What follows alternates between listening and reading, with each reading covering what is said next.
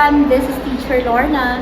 Please come and join me as we do the lacing activity today. Hold the string in right hand and the lacing card in left hand.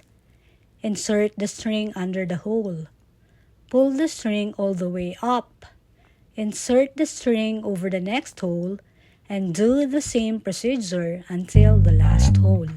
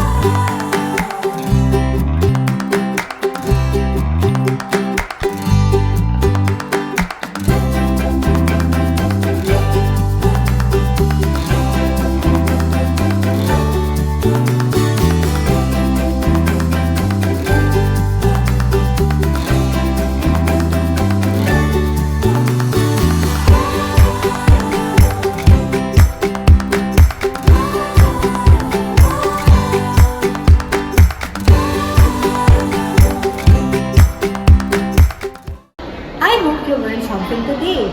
Thank you for watching. See you in the next video.